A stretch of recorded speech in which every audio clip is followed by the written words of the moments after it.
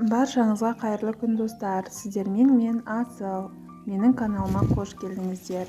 Бүгін сіздермен шөлдеріңізді басатын 5 минутта дайын болатын лимонад жасаймыз.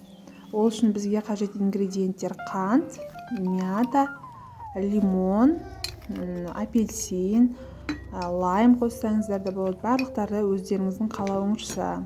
Және барбадос сиропы и спрайт керек болады. Осыларды алып ыдысымызға саламыз. Қантымызды, лимонымызды, апельсинімізді және мятамызды салып, барбадос сиропымызды құямыз.